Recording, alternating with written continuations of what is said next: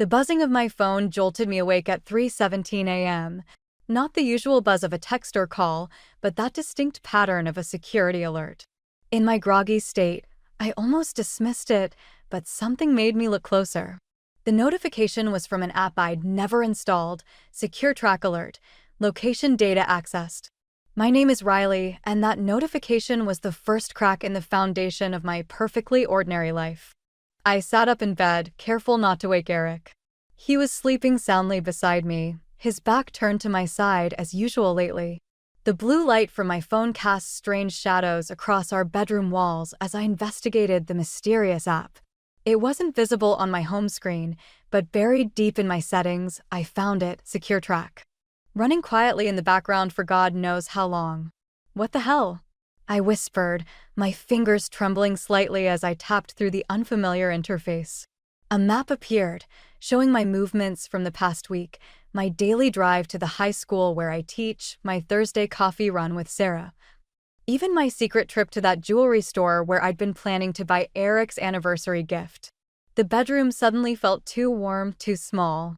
I slipped out of bed and padded down the hallway to the kitchen, passing Zoe's room where my 14-year-old daughter slept peacefully, unaware that her mother's world was starting to tilt on its axis. Under the harsh kitchen lights, I dug deeper into the app. There were more than just location tracks. My text messages, call logs, even my internet history had been monitored. Each discovery felt like another punch to the gut. Who would do this? Why? My hand shook as I reached for a glass of water. The house was dead quiet except for the soft hum of our refrigerator, making the whole situation feel even more surreal. I jumped when my phone buzzed again, another alert. Secure Track Alert, audio recording in progress. My blood ran cold. Audio recording? I frantically searched through the app settings until I found a folder labeled Recordings. The newest file was from 2 days ago, my conversation with Sarah at the coffee shop. I don't know, Sarah, my own voice played back through the phone speaker, tinny and distant. Eric's been different lately. Working late, always on his phone. I quickly stopped the playback, feeling sick. Someone had been listening to my private conversations. Someone had been tracking my every move. And given that this app needed physical access to install, the sound of footsteps upstairs made me freeze. They were heading toward our bedroom's ensuite bathroom, just Eric getting up to use the bathroom, like he did most nights. But for the first time in our 15 years of marriage, those familiar footsteps made my skin crawl. I quickly closed the app and deleted the alerts, my teacher's instincts kicking in. Don't show your hand too early. Gather evidence. Make a plan. My students would probably be shocked to know their Shakespeare-quoting English teacher was capable of such calculating thoughts. Back in bed, I laid awake listening to Eric's steady breathing, my mind racing. The man sleeping next to me, the father of my child, my partner of 15 years, what was he hiding that made him need to track my every move? Or was I the target of something bigger? One thing was certain, I couldn't confront him. Not yet. Not until I understood what I was dealing with. Tomorrow, I'd start digging. Tomorrow, I'd begin unraveling whatever web of secrets had been spun around my life. As I finally drifted off to sleep, my phone buzzed one last time. In my exhaustion, I almost missed it, a text from an unknown number. Be careful what you look for, Riley. Some truths are better left buried. Morning came too quickly. I'd barely slept after discovering the spyware, but I forced myself through the motions of our usual routine. The kitchen filled with the smell of coffee and toast as I packed Zoe's lunch, trying to keep my hands from shaking. Eric came downstairs in his crisp blue suit, the one he always wore for important client meetings. He barely glanced at me as he poured his coffee into his travel mug. Big meeting today? I asked, keeping my voice casual while studying his reaction. Yeah, probably won't be home for dinner. He didn't meet my eyes, focused on stirring his coffee with mechanical precision. The Morrison account needs extra attention. The Morrison account. Right. The same excuse he'd used 3 times in the past 2 weeks. I wanted to scream, to demand answers about the app on my phone, but instead, I just nodded and turned back to making Zoe's sandwich. Mom, have you seen my USB drive? Zoe bounded into the kitchen, her dark hair still wet from the shower. The blue one with all my coding projects? Check the living room, I said. You were working there last night. Zoe paused, looking between Eric and me. She'd always been perceptive, too smart for her own good sometimes. Her eyes narrowed slightly as she noticed the distance between us, the careful way we avoided touching as Eric moved past me to grab his briefcase. Dad, you promised to help me with my computer science project this weekend, she said suddenly. Remember? The one about digital privacy and security. I nearly dropped the knife I was holding. Eric's shoulders tensed visibly. Sorry, sweetheart, he said, his voice tight. Something came up at work. Maybe next weekend? Zoe's face fell, but there was something else in her expression. Suspicion, maybe? Right. Work. Again. Eric kissed her forehead quickly, then headed for the door.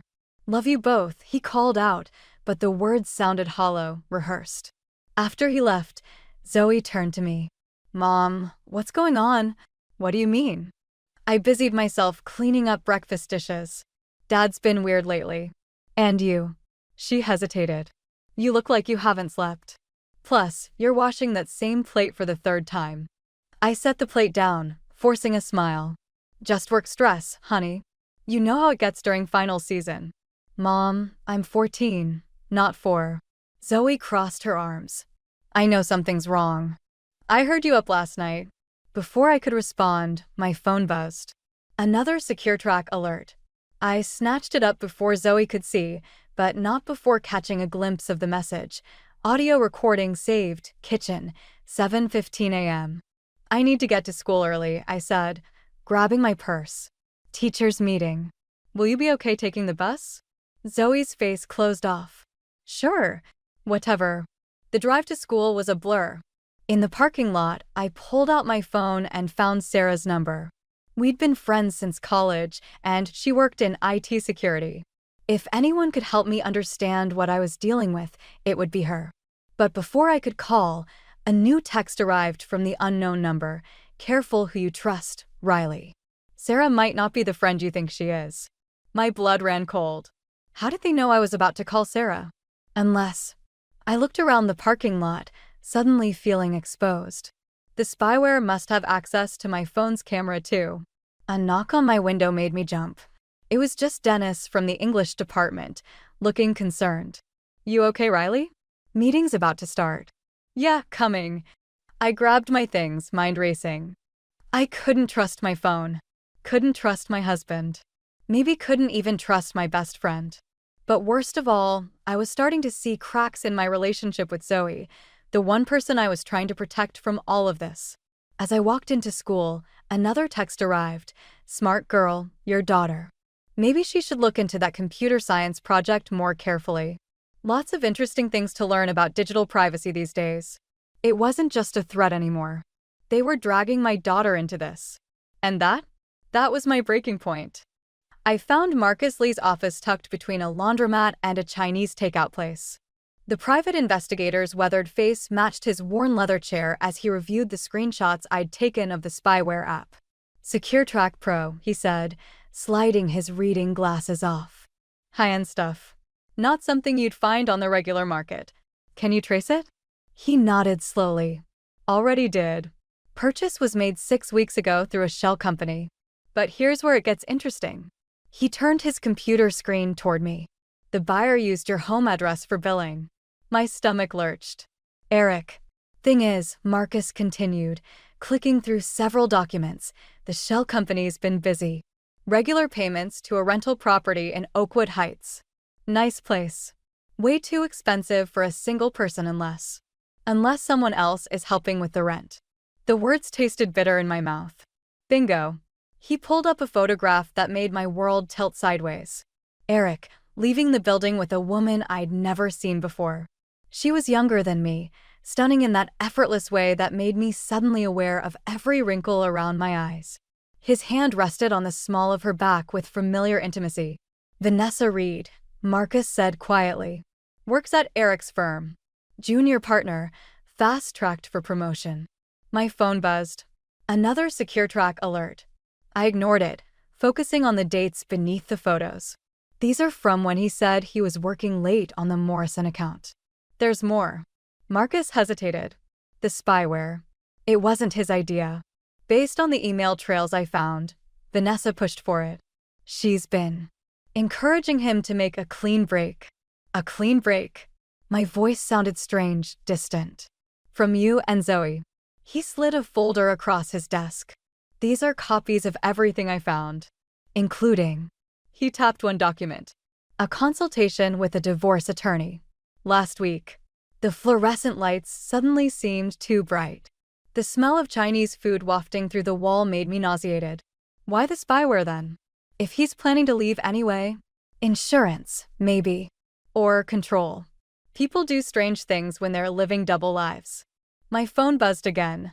This time I looked. Having fun with Marcus? Wonder what Eric would think about his wife meeting strange men in secret. I showed Marcus the message. His expression darkened. They're watching you right now. Probably through your phone's camera.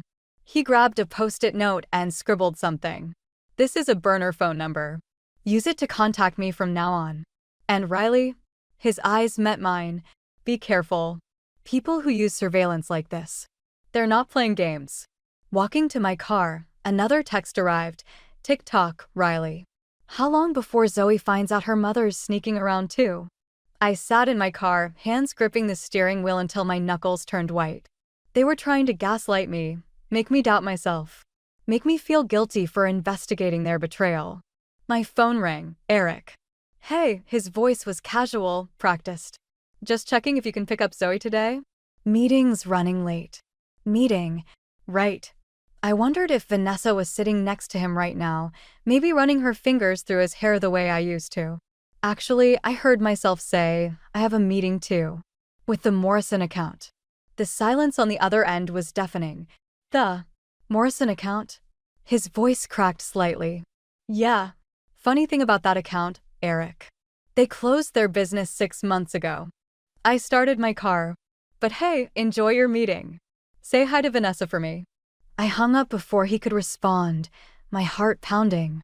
Through the windshield, I caught my reflection, pale, scared, but something else too. Something harder. My phone lit up with his call again. I declined it, then pulled up the SecureTrack app. 2 could play at this surveillance game. If they wanted to watch me, fine. Let them see what happens when you back a teacher into a corner. Time to pay Vanessa Reed a visit. I didn't make it to Vanessa's apartment that day. Instead, I found myself sitting in my classroom during lunch, staring at a stack of unsigned permission slips for tomorrow's field trip. When Zoe appeared in my doorway. You missed breakfast again, she said, dropping her backpack by my desk. And Dad didn't come home last night. I forced a smile. He texted. Late meeting. Stop. Zoe's voice cracked. Just stop lying to me. The fluorescent lights hummed overhead as we looked at each other. My daughter's face had lost its childhood softness somewhere in the past year, replaced by sharp angles and knowing eyes that saw too much. I found something on Dad's laptop, she continued, pulling out her phone. Remember when he asked me to help organize his work files last weekend? My stomach dropped. Zoe. There were emails. Lots of them. To someone named Vanessa. She placed her phone on my desk, screen up. He's planning to leave us, isn't he? Before I could respond, a student appeared at the door. Mrs. Thompson? Principal Warner needs to see you. He says it's urgent. In Warner's office, I found Eric waiting alongside the principal. My husband wore his courtroom smile, the one he used when he was about to destroy someone's credibility on the witness stand. Riley, Warner began, looking uncomfortable. Serious allegations have been made about inappropriate contact with a private investigator during school hours.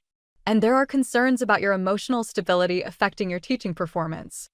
I felt the trap closing. Eric had beaten me to the punch, spinning the narrative his way. Of course he had. He was a lawyer. This was what he did for a living. I'm concerned about you, honey, Eric said, his voice dripping with practiced concern. The paranoid accusations, the secret meetings. This isn't like you. Let me help. Help. Like he'd helped by installing spyware on my phone? Like he'd helped by planning our divorce while playing happy families? Mr. Thompson suggests taking a leave of absence, Warner added. To sort things out. My phone buzzed. A secure track alert, probably recording this whole conversation. Recording how they were trying to paint me as unstable, paranoid, unfit to teach. Unfit to parent? I have documentation, I said quietly, of everything. Eric's smile flickered. Including the spyware you and Vanessa installed on my phone. The shell company. The apartment in Oakwood Heights. I turned to Warner. And recordings of every conversation I've had in the past 6 weeks, including with students and their parents. I wonder how the school board would feel about that level of privacy violation. Warner's face paled. Privacy violation? I'll email you the evidence, I said, standing. But right now, I need to talk to my daughter. She found your emails, Eric. The ones to Vanessa about leaving us. Eric's mask cracked. Zoe found. Yeah.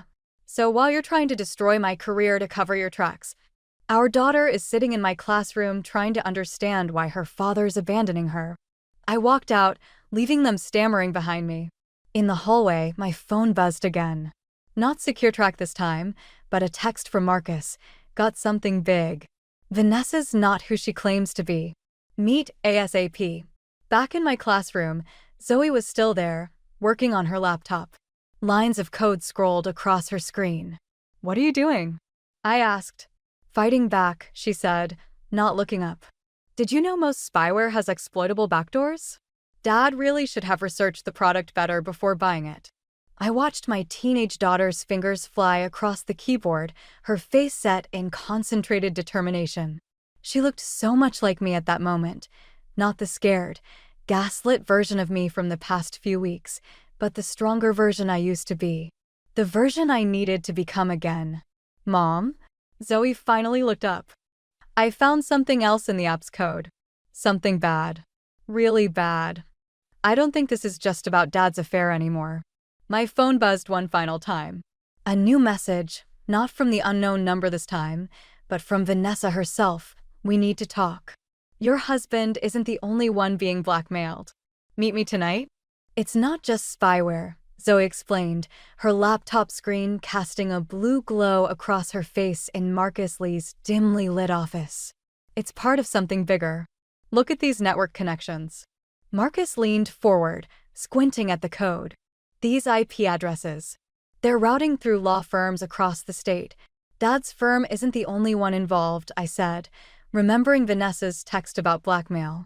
How many, Zoe? 17 so far.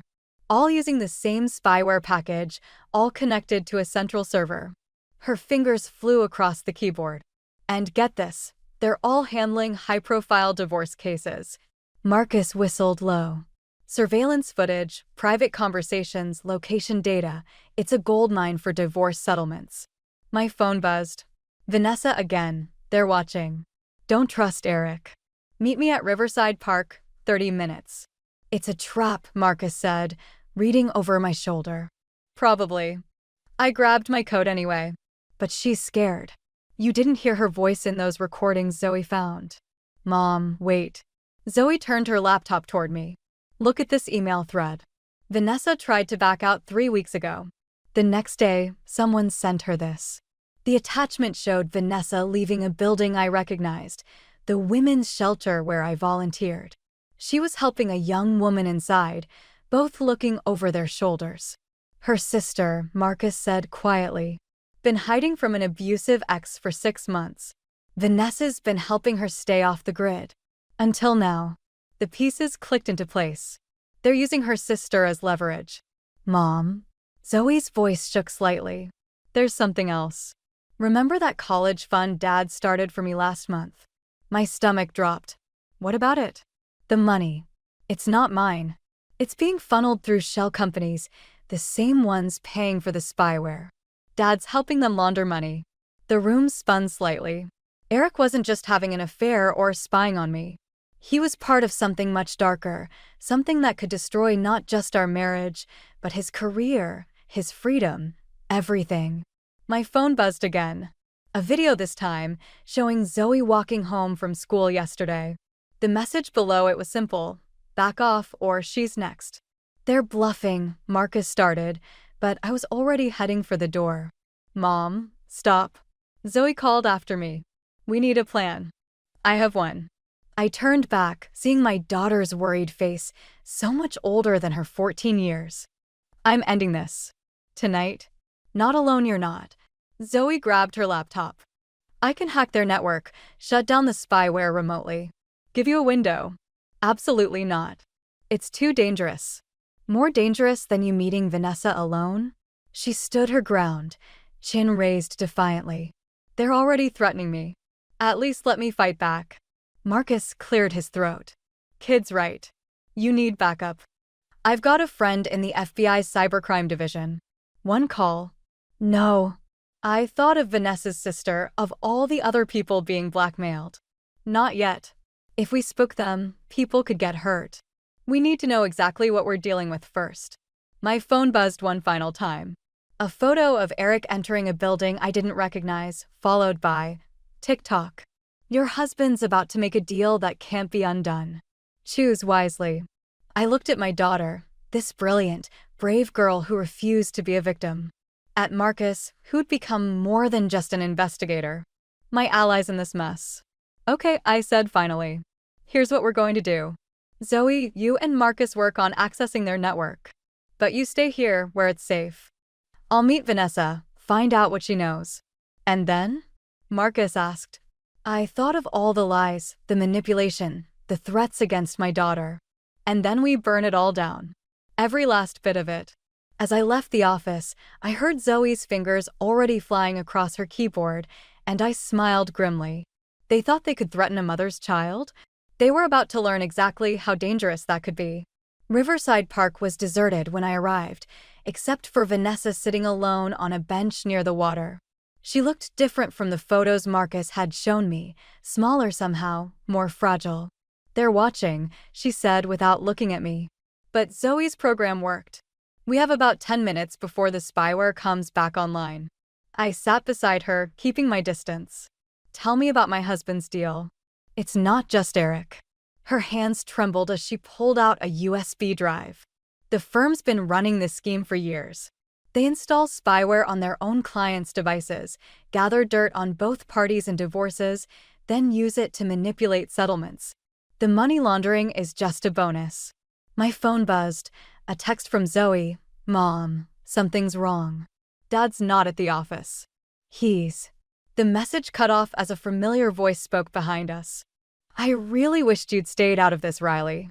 Eric stepped out of the shadows, and he wasn't alone. Two men in suits flanked him, their expressions cold and professional. The thing is, Eric continued, moving closer, you were never supposed to find the spyware. That was Vanessa's mistake. He shot her a disappointed look. She got sloppy. Like you got sloppy with the college fund? I stood, positioning myself between him and Vanessa. Money laundering through our daughter's account? That's low, even for you. It's called protecting our future. His smile didn't reach his eyes. Everything I did was for us. The firm's offering me partner, Riley. Real power. All I had to do was prove my loyalty. By spying on your own family? By showing I understand how the game is played. He gestured to the men beside him. Now we can handle this quietly. The firm's prepared to be generous. A clean divorce, full custody of Zoe, a comfortable settlement. All you have to do is walk away. My phone vibrated again. A single message from Marcus, FBI en route. Stall him. And if I don't walk away? Eric's face hardened. Then things get complicated. For everyone.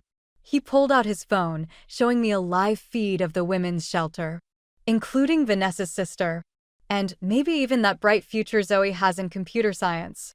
Would be a shame if she got caught hacking corporate servers. You'd threaten your own daughter? The words tasted like ash. I'm protecting her, teaching her how the world really works. He stepped closer, voice softening. Come on, Riley. Take the deal. We can all walk away from this. Behind me, Vanessa made a small, broken sound. I thought of her sister, of all the other families torn apart by this scheme. Of Zoe, watching her father reveal his true nature. You're right about one thing, I said quietly. This ends tonight. I pulled out my own phone, turning it toward him. On the screen, a live stream played, Eric's entire confession, broadcasting directly to Marcus's FBI contact and backed up to secure servers. Eric's face went white. You didn't come alone? I finished. Neither did you.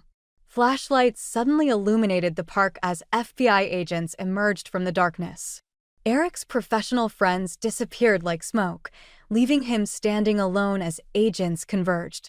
Riley, please, he begged, all pretense gone. Everything I did was for us. For Zoe. No. I watched as agents cuffed him. Everything you did was for yourself. My phone buzzed one final time. An unknown number. This isn't over. The firm protects its own. I looked at Eric being led away, at Vanessa crying with relief as agents assured her about her sister's safety. At the life I'd built crumbling around me. They were right. It wasn't over. The firm would retaliate. My career might be finished. Our savings were probably gone. And somewhere in Marcus's office, my teenage daughter had just watched her father choose power over family. But standing there in the dark, watching Eric's world collapse, I realized something important. Sometimes you have to burn everything down to see what's worth saving from the ashes. My phone buzzed again. Zoe, Mom, you okay? No, I wasn't okay. But for the first time in weeks, I knew exactly what I was fighting for. The holding cell at the federal building wasn't what I expected. Eric sat there in his expensive suit, somehow looking both powerful and pathetic under the fluorescent lights. 2 FBI agents stood outside, but they'd given us privacy for this conversation. You could have taken the deal, he said quietly. We could have kept our family. Our family? I placed the USB drive Vanessa had given me on the table between us. Let's talk about family, Eric. Let's talk about the 23 other families your firm destroyed this year alone. His jaw tightened. You don't understand how things work in my world. I understand perfectly. I slid printouts across the table, bank statements, emails, surveillance logs. You chose power over people, money over morality. And now you're choosing your firm over your daughter. Leave Zoe out of this. You brought her into this when you used her college fund to launder money. My voice stayed steady, even as my hands shook. When you threatened her future to protect your scheme. A knock at the door made us both jump. Zoe stood there, Marcus right behind her. I hadn't expected her to come, had tried to protect her from this moment. But the determined look in her eyes reminded me so much of myself. I want to talk to him, she said. Eric's face crumpled. Sweetheart. Don't. Zoe sat beside me, her laptop open. I found something in the spyware code. Something Mom doesn't know about yet. My heart stopped. Eric's face went pale. The program wasn't just recording conversations, Zoe continued, her voice trembling slightly. It was fabricating them. Creating fake evidence to use against your client's spouses. And Mom? They were building a case against you too. She turned the laptop toward us. Audio files filled the screen. Doctored conversations, manipulated photos, a complete fabricated history of inappropriate behavior with students. Insurance, Eric whispered. In case you ever discovered. In case I ever threaten your precious firm? The rage I'd been containing finally boiled over. You were going to destroy my career, take Zoe away from me? The firm required leverage on everyone involved. Even me. He reached for Zoe's hand, but she pulled away. I never wanted to use it. But you would have, Zoe said. Just like you used Vanessa's sister against her. Just like you're using everyone.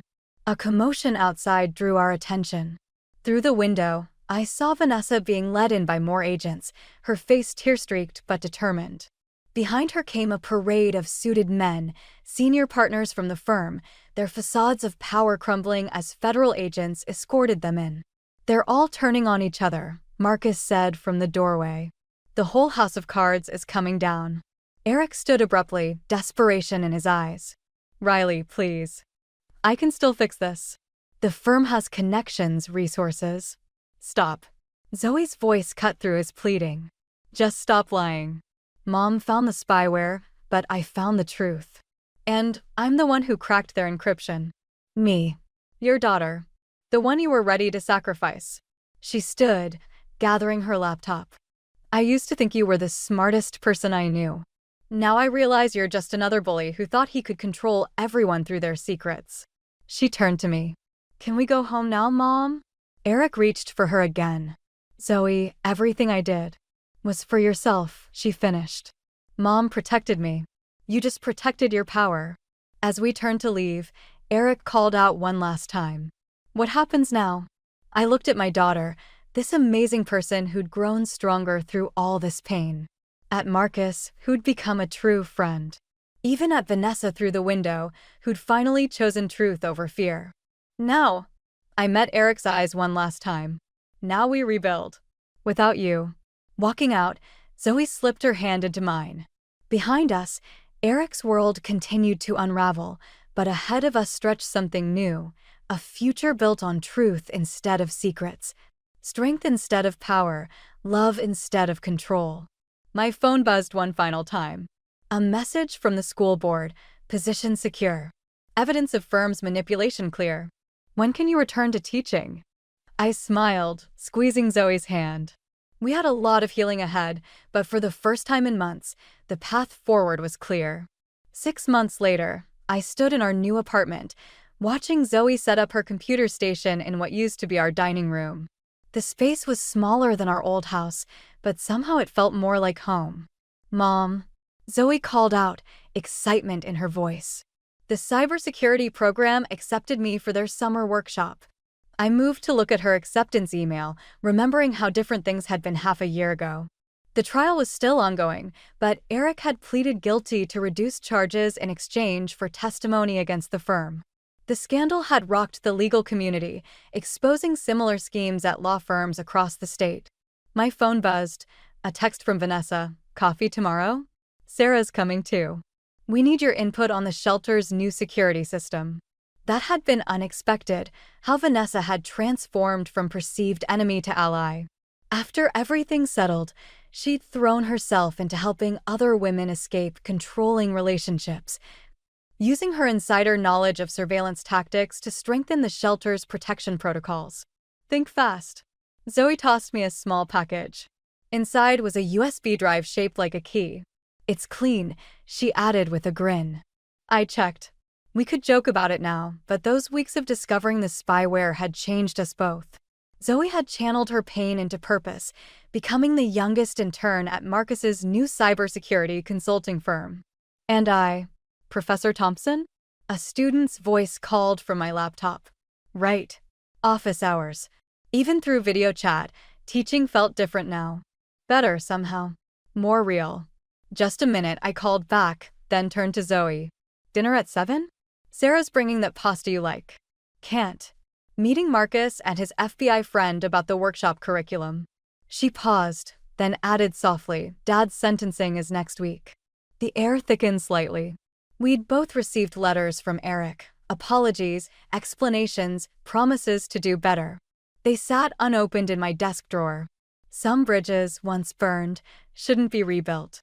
My phone buzzed again. An unknown number. You thought you won, but power always protects its own. I showed it to Zoe, who was already typing. Traced it. Just another angry ex-partner from the firm. Want me to forward it to Marcus? No. I deleted the message. Some people never learn that real power isn't about control. The doorbell rang. Sarah, early for our prep session. We were presenting at next month's educational conference about digital privacy in schools. Turns out my experience had value beyond just survival. Coming. I called out, but Zoe was already opening the door. She and Sarah had grown close, bonding over coding and their shared love of terrible science fiction movies. Hey, warrior women, Sarah said, dropping bags of takeout on the counter. Ready to change the world? I looked around our new home, at Zoe's workspace where she helped others protect their privacy, at the conference materials spread across my desk, at the friendship that had grown between Sarah and Vanessa as they worked to strengthen the shelter's security. You know what's funny? I said, grabbing plates. When this all started, I thought it was about revenge. About making Eric pay for betraying us. But it wasn't, Zoe finished, setting up her laptop. It was about choosing who we wanted to be after the betrayal. Sarah raised an eyebrow. When did you get so wise, kid? When my mom showed me that strength isn't about having power over others. Zoe smiled at me. It's about helping others find their power. My phone buzzed one last time. Marcus, got that teaching position approved. You start the cybersecurity awareness program next semester. Zoe's curriculum suggestions were brilliant. I looked at my daughter, this amazing person who'd grown not despite our challenges, but because of how we'd faced them together. At Sarah, who'd become more than just a friend. At the life we'd built from the ashes of betrayal. Some scars never fully heal, but they remind us of our strength. And sometimes, the best revenge isn't about destroying your enemies, it's about building something better from the ruins they left behind. All right, I said, opening the takeout. Let's change the world.